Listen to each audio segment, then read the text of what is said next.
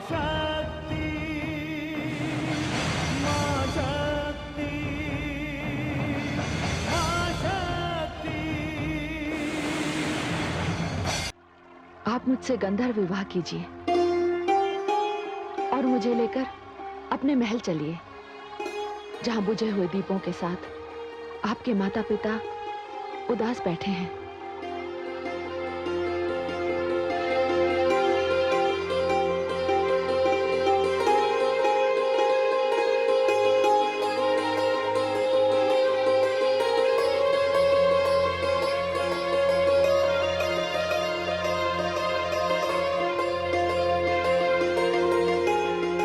राजकुमारी तुलसी, आपका हाथ जब से इस हाथ में आया है, मैं अपने अंदर एक नई स्फूर्ति, नया साहस, एक नया संकल्प पा रहा हूं। चलिए, मैं आपको अपने माता पिता के पास ले चलता हूं, जहां वे दोनों तथा पिता का वचन मेरी प्रतीक्षा कर रहे हैं।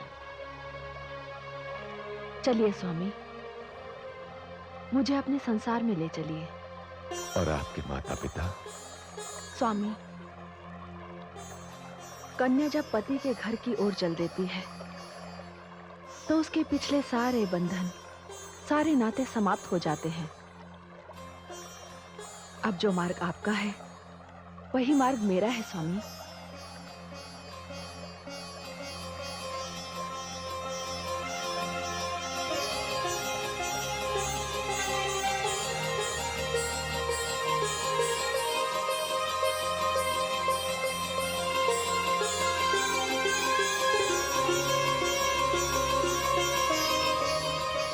चलिए देवी।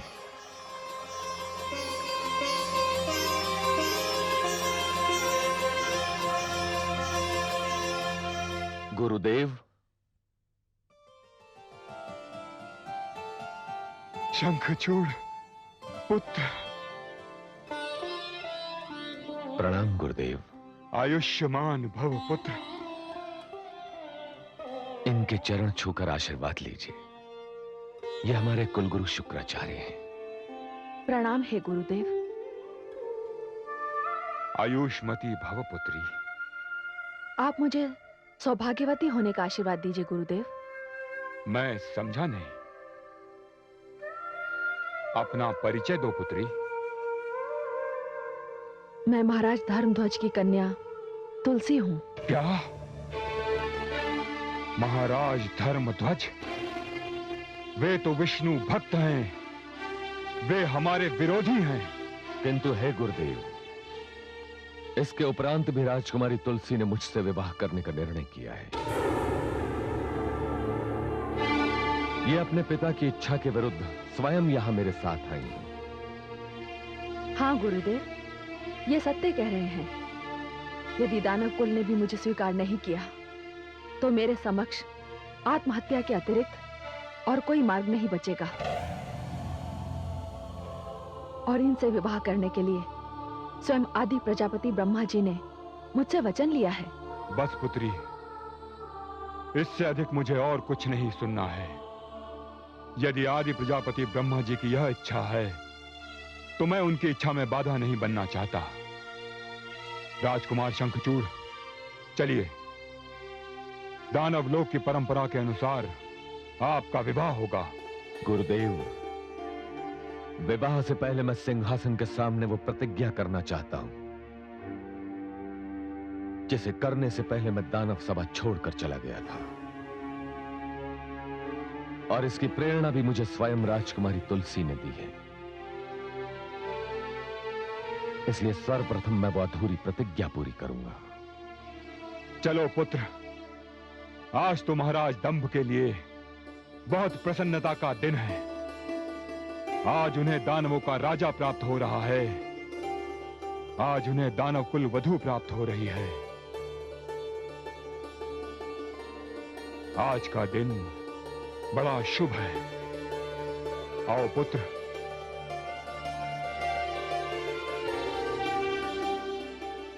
आइए देवी।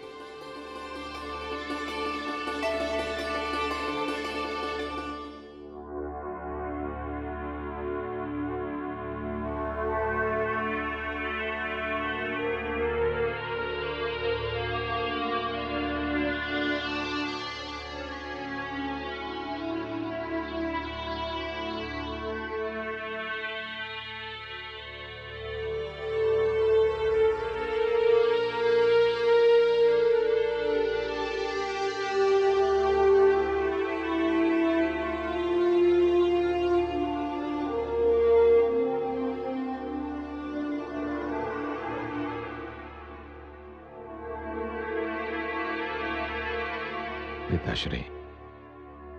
पुत्र, पुत्र शंखचूड़, तुम आ गए पुत्र। नहीं पुत्र, मेरे गले लग जाओ, मेरे गले लग जाओ पुत्र।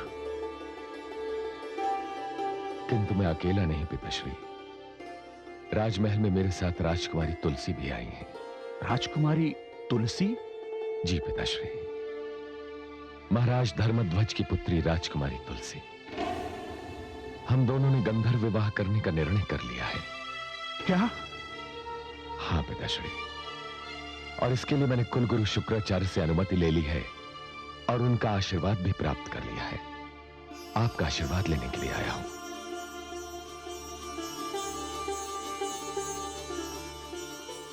आयुष्मान भव पुत्र, कीर्तिमान भव पुत्र।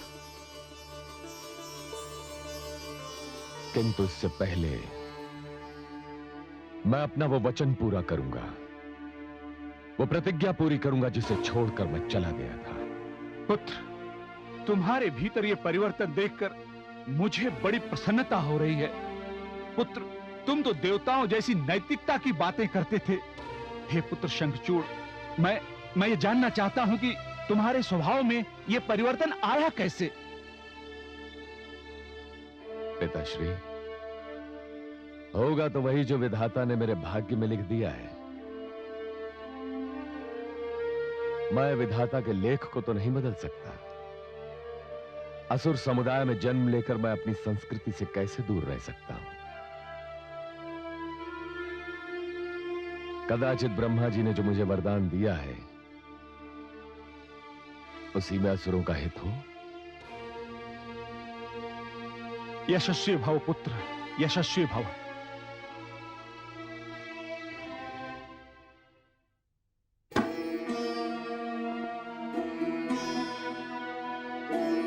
आदरणीय गुरुदेव, पिताश्री एवं समस्त सभासदों, मैं शंखचूड़ आप सबके समक्ष ये प्रतिज्ञा करता हूं कि पूरी सृष्टि पर दानव राज की स्थापना करूंगा। मानवलोक, यक्षलोक, गंधर्वलोक, देवलोक और ऐसा कोई भी लोक जो इस सृष्टि में है, उस पर दानव लोक की सत्ता स्थापित करूंगा। राजकुमार शंखचूड़ की नहीं सभासदों, नहीं, आप सब हमारे साथ बोलिए। दानवराज शंखचूड़ की, दानवराज शंखचूड़ की। आज से शंखचूड़ इस सिंहासन के उत्तराधिकारी होंगे।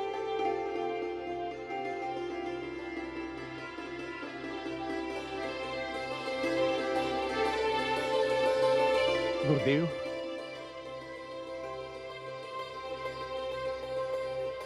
अवश्य पुत्र।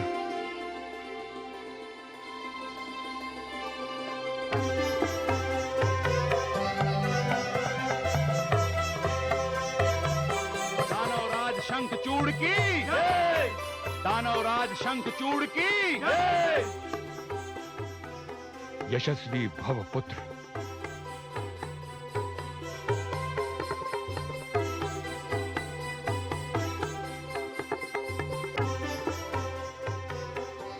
कीर्तिमान भव पुत्र।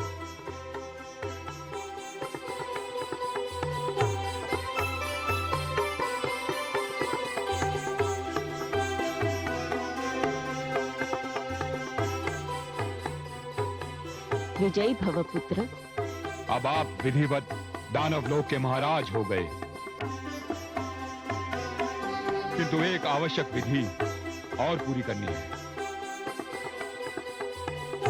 और वो विधि है दानवराज शंखचूड़ तथा राजकुमारी तुलसी की विवाह विधि।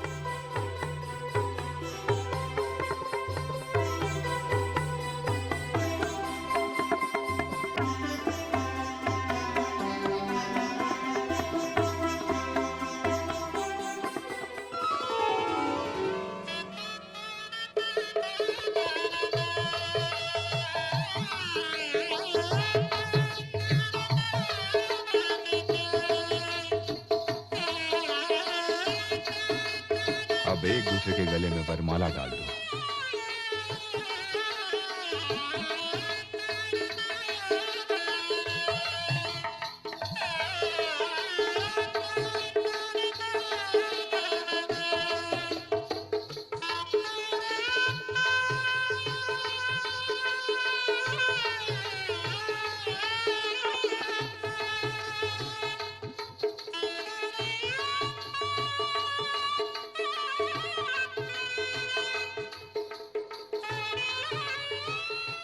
तुम दोनों की समस्त कामनाएं पूर्ण हो।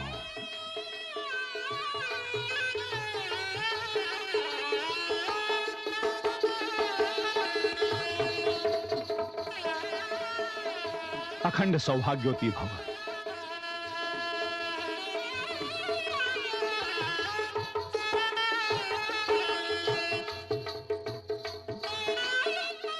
शतपुत्रवती भव।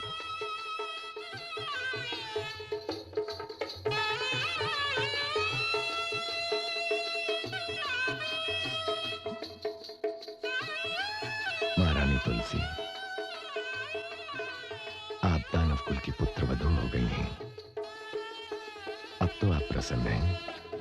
हाँ स्वामी, मेरा आंचल प्रसन्नता से भर गया है, किंतु ऐसा प्रतीत होता है कि अपने माता पिता का आशीर्वाद कभी प्राप्त नहीं कर पाऊंगी।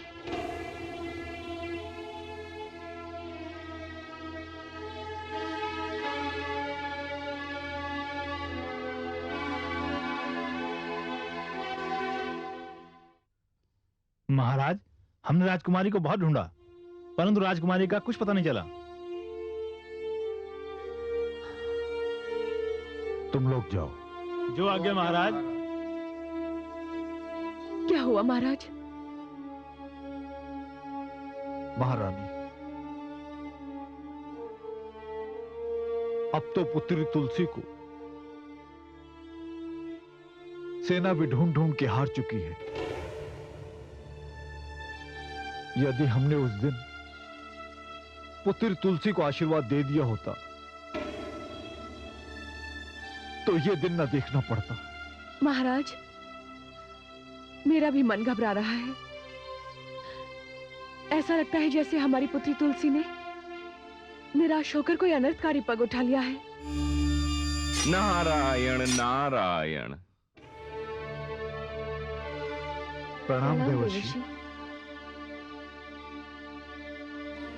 महारानी, आपका विचार युक्त संगत नहीं है। देवर्षि, ये क्या कह रहे हैं आप? हाँ महाराज, आपकी पुत्री इस समय महाराज दंभ की पुत्र वधू और दानव लोक की महारानी बन चुकी है। देवर्षि, तो अब आप क्या करेंगे महाराज? देवर्षि, मैंने पुत्री तुलसी को वरदान में प्राप्त किया है। अब यदि पुत्री तुलसी के भाग्य में एक असुर वर लिखा है तो इसमें भी मां शक्ति भुवनेश्वरी की कोई ना कोई लीला छिपी है। जब पुत्री तुलसी ने शंखचूड़ से विवाह करने की बात की थी, तब मुझे लगा था कि मेरी पुत्री तुलसी मेरी परीक्षा ले रही है कि मैं उससे कितना स्नेह करता हूं। देवर्षि, आपने हमें यह सूचना देकर दुख के सागर में डूबने से उबार लिया है। अब वो जहां भी है बस सुखी रहे। क्यों राजन, आप अपनी पुत्री को आशीर्वाद देने नहीं जाएंगे? नहीं देवर्षि, मैं एक असुर को अपना जमाता स्वीकार नहीं कर सकता। आप इसे मेरा व्यर्थ का अभिमान कहिए या मेरा राजहट। किंतु मैं तो उनके दर्शन करने अवश्य जाऊंगा महाराज। इसमें मेरे नारायण की लीला भी तो सम्मिलित है। देवर्षि, यदि आप वहां जाएं, तो मेरी ओर से मेरी पुत्री को उसके विवाह के उपलक्ष्य में यह हार भेंट कर दे। ऐसे अवसर पर यदि माता पिता की ओर से संतान को कुछ न मिला तो बड़ा अशुभ होगा। आपने सत्य कहा महारानी, मुझे आज्ञा दें, मैं चलता हूं। नारायण नारायण।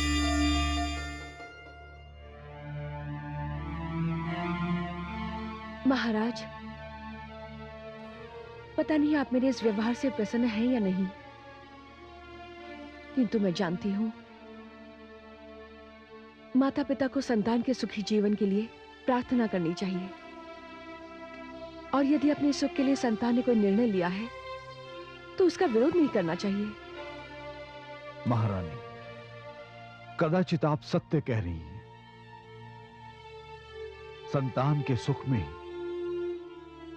माता पिता को भी अपने सुख का अनुभव करना चाहिए।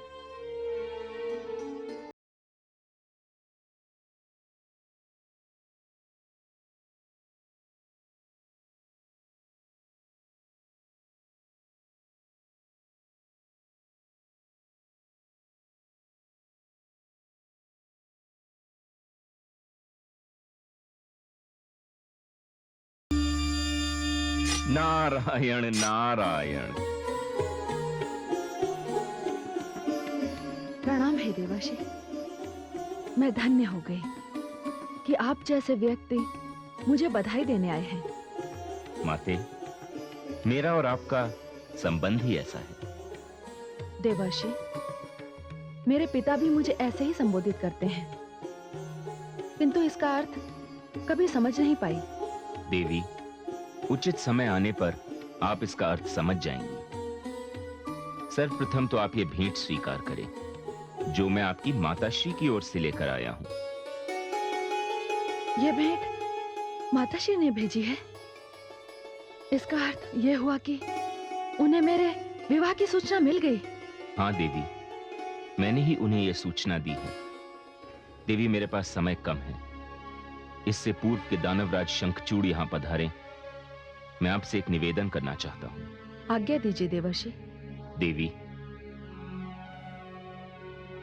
कदाचित आप नहीं जानती कि आज से आने वाले 6 मास आपके पति के लिए अत्यंत कष्टदायक हैं। इन आने वाले 6 मास में आपके पति की मृत्यु की भूमिका लिखी जाएगी। नहीं नहीं देवर्षि, ये आप क्या कह रहे हैं? मैंने आपका क्या बिगाड़ा है जो ऐसे शुभ अवसर पर आप ऐसे अशुभ बात कर रहे हैं? देवी, ये शुभ अवसर अशुभ न हो जाए, इसीलिए तो मैं यहां आया हूं। आज से आने वाले 6 मास तक आपको अपने पति के कल्याण के लिए व्रत करना होगा। 6 मास पश्चात शुक्ल पक्ष की पूर्णिमा के दिन आपको ये व्रत समाप्त करना है। उसके पश्चात आपके पति दानवराज शंखचूड़ सदा के लिए अमर हो जाएंगे।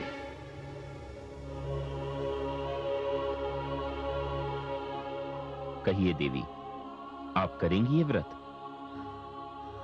करूंगी, अवश्य करूंगी। ध्यान रहे देवी, आप इस समय दानव लोक में हैं और ये व्रत भगवान श्री विष्णु का है।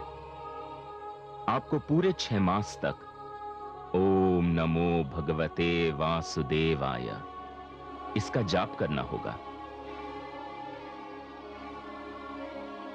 मैं करूंगी देवर्षि। देवी, यह भी ध्यान रहे, यदि दानवलोक वासियों को इसका पता चल गया तो वे आपको ये व्रत नहीं करने देंगे। नहीं नहीं देवर्षि, अपने सुहाग की रक्षा के लिए मैं किसी को भी इस विषय में जानने नहीं दूंगी। तो फिर मुझे आज्ञा दीजिए। प्रणाम देवर्षि। नारायण नारायण।